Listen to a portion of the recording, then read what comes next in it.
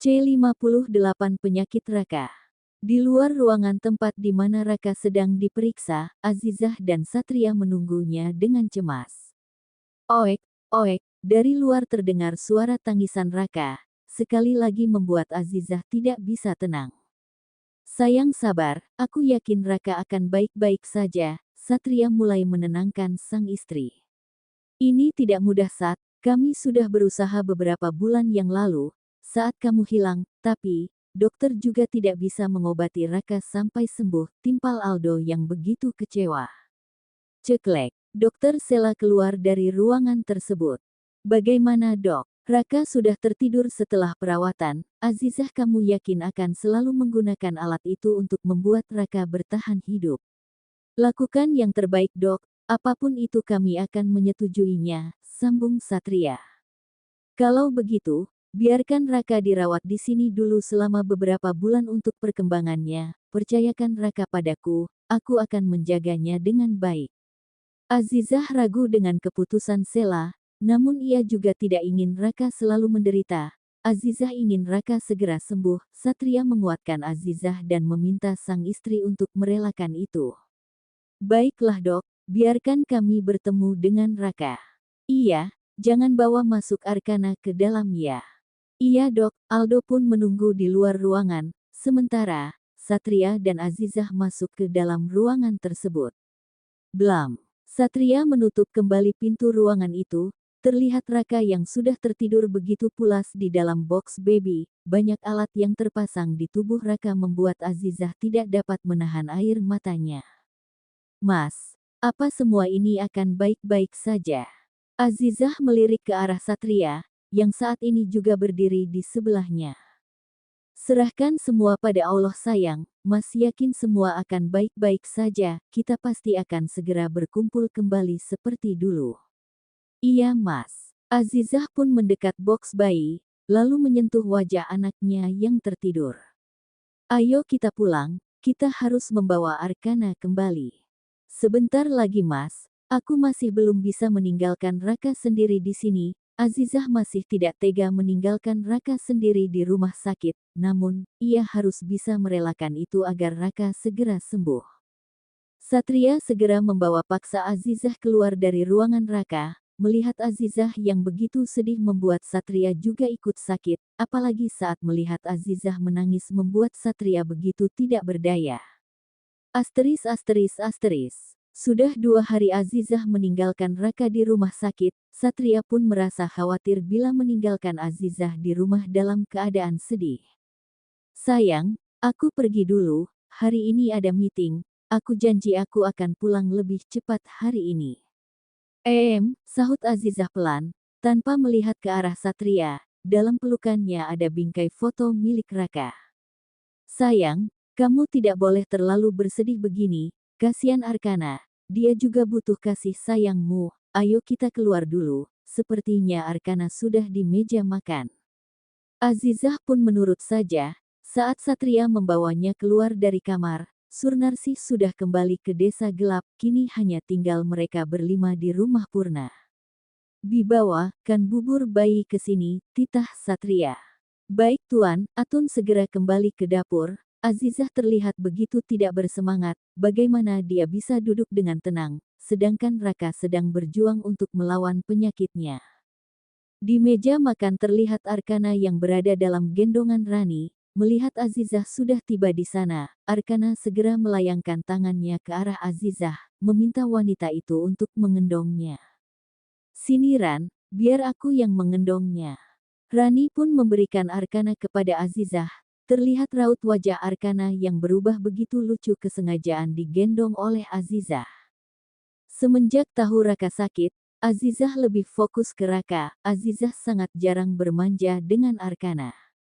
Kamu suapi Arkana saja, aku bisa ambil sendiri. Satria segera sarapan, karena dia harus pergi ke kantor. Orang kantor sudah menelpon Satria, bahwa ada meeting pagi ini.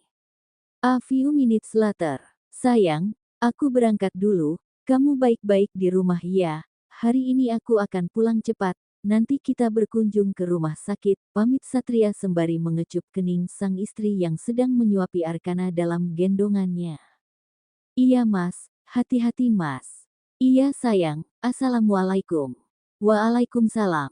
Satria pun berlalu menuju pintu utama. Satria sesekali melirik jam tangan yang ada di tangannya, masih ada waktu untuk dia segera tiba di kantor. Begitu tiba, Satria segera memarkirkan mobilnya. Satria juga melihat mobil Aldo dan yang lain sudah tiba di sana. Satria telat 5 menit. Pak, pas sekali Anda sudah tiba.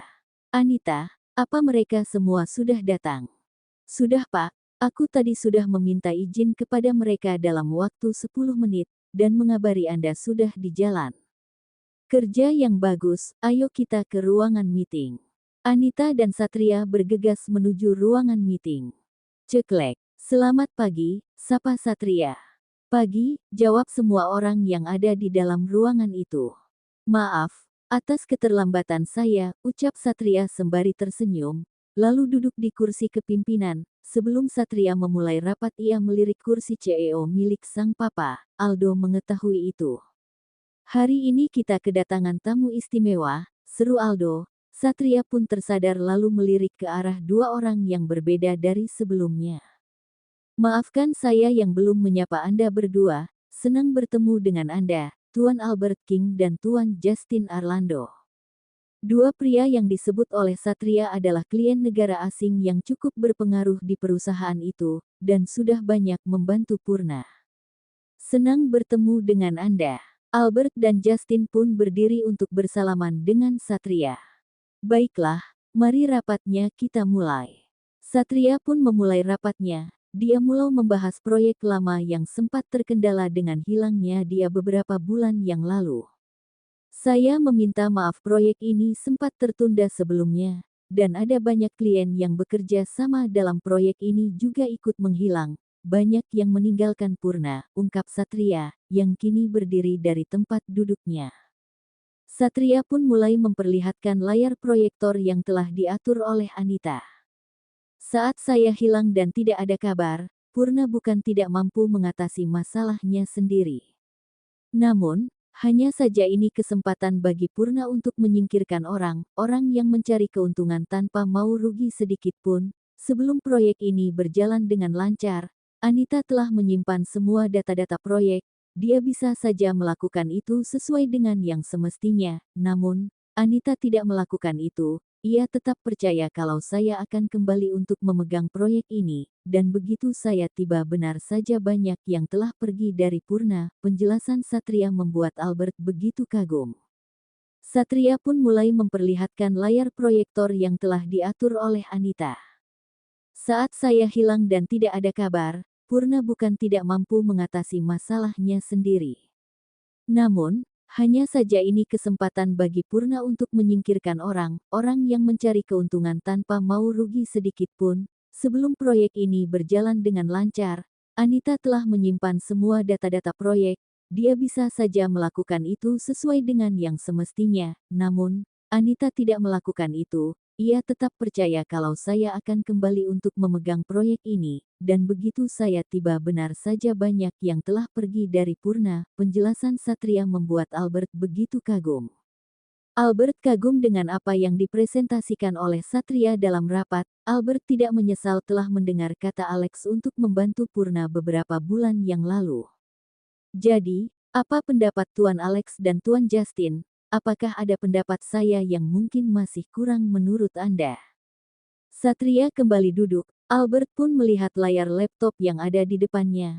Begitu juga dengan Justin. Terlihat Albert yang sedang berbicara dengan Justin mengenai berlangsung proyek itu.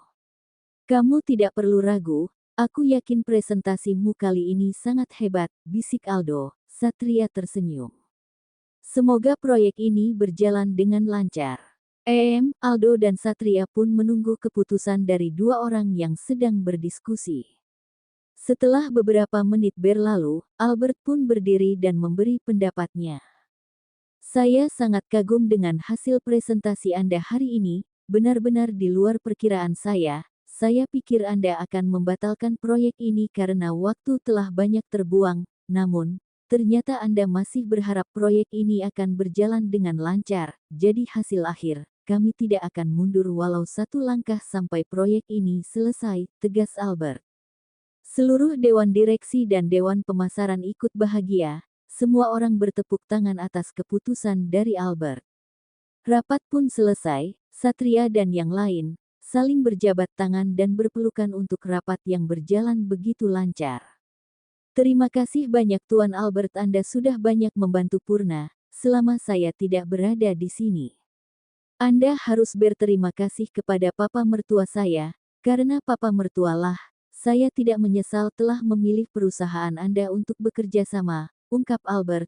Wajah Albert masih sama seperti dulu, datar dan jarang tersenyum, mantan militer jarang bisa bersosialisasi dengan orang lain. Terima kasih Tuan, Satria berjabat tangan dengan Justin. No problem, Anda senang saya senang, semoga kedepannya dapat bekerja sama dalam jangka waktu yang lebih lama. Amin. Setelah berbincang cukup lama, Albert dan Justin pun berpamitan dari hadapan Satria, karena Albert harus segera kembali ke La. Sementara Justin, ia masih banyak pekerjaan yang harus ia selesaikan di Thailand dalam waktu dekat ini. Aku bilang juga apa, kamu hebat, dan sekarang Purna telah kembali, ucap Aldo. Mereka berjalan ke arah ruang CEO. Sabar, Aldo menepuk pelan bahu Satria.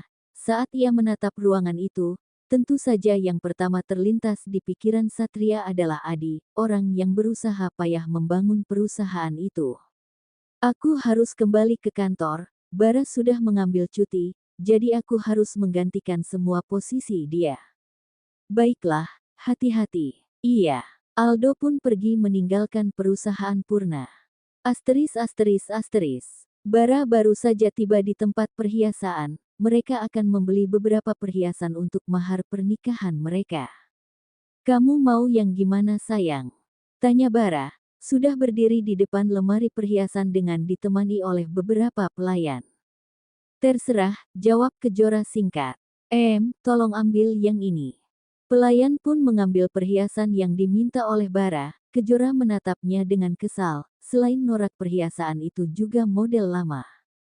Bar, apa kamar enggak bisa bedain mana barang baru mana barang lama? Ini, kan udah model yang lama, tukas Kejora, sembari melipatkan kedua tangannya di dada. Ya sudah kamu saja yang pilih, Bara pun menyuruh Kejora untuk memilihnya sendiri. Tuh kan, giliran untuk aku kamu mah cuek, coba wanita lain, pasti kamu akan dengan senang hati melayani mereka sampai kamu lelah, cibir Kejora. Bara pun membulatkan matanya, mendengar ucapan Kejora yang tak masuk akal. Bara menghela nafasnya, lalu mencoba tersenyum paksa ke arah Kejora. Enggak usah senyum kalau kamu enggak ikhlas, ketus Kejora lalu pergi ke arah rak perhatian yang lain. Benar-benar ya wanita satu ini, untung saja aku cinta, coba kalau enggak udah ku telan hidup-hidup, gumam Bara yang mengikuti Kejora dari belakang. Jadi kamu mau yang mana sayang? Tanya Bara dengan lembut, sembari tersenyum dengan begitu ikhlas. Terserah, jawabnya lagi, seperti orang yang sedang menahan sesuatu. Mulai lagi batin Bara, pria ini berusaha mengelus dadanya untuk menghadapi calon istrinya yang sedang bad mood. Pelayan, tolong bawakan semua barang baru di bulan ini, aku mau yang baru yang paling bagus. Tegas Bara kepada pelayan, karena bertanya kepada Kejora pasti tidak ada akhirnya. Baik Tuan, beberapa pelayan terlihat sedang mengambil beberapa kotak perhiasan untuk mereka berdua. Bar, kamu apa-apaan sih? Kenapa meminta semuanya dibawa kemari? Kamu ini niat enggak sih untuk nikah? Tanya Kejora yang kini menatap Bara. Pria ini menaikkan alisnya, yang bingung dengan ucapan sang calon istri. Harusnya aku yang bertanya, kamu niat enggak sih, mau nikah dengan aku? Atau kamu sudah ada pria lain yang ingin kamu berjuang, kan? Balas Bara lagi, Kejora mengerucutkan bibirnya, lalu berbalik karena kesal dengan Bara. Terserah kamu deh, Kejora pun berlalu dari hadapan Bara. Cek, Bara berdecak kesal. Kirimkan semua kotak perhiasan ini ke rumah Andara, aku akan membayar di sana. Baik Tuan, toko perhiasan itu adalah langganan keluarga Andara. Bara segera menyusul Kejora yang sudah pergi menuju tempat parkir mobil. Kejora, panggil Bara. Namun wanita itu tidak menoleh apalagi menatap sang calon suami. Blam. Kejora membanting pintu mobil. Bara yang melihat itu meremas rambut yang kesal. Blam. Bara juga ikut masuk ke dalam mobil, melihat Kejora dengan raut wajah yang masam. Kamu apa-apaan sih? Kenapa tidak jadi pilih perhiasannya? Tanya Bara. Kejora tidak menjawabnya. Aku tidak mau nikah. Hah. Bara membulatkan matanya mendengar jawaban Kejora. Apa sih masalahmu? Bukankah ini keputusan kita berdua? Kenapa kamu malah memutuskan sebelah pihak begini? Bingung Bara. Kejora tidak menjawab. Ia memegang perutnya yang sakit. Ada apa? Tanya Bara lagi yang panik saat melihat Kejora semakin menekan perutnya. Aku lagi PMS, tolong antarkan aku ke klinik mama. Titah Kejora. Hah. Bara terkejut, pantesan saja moodnya suka berubah-ubah ternyata lagi PMS. Bara pun segera memutarkan arah mobilnya menuju klinik Sela.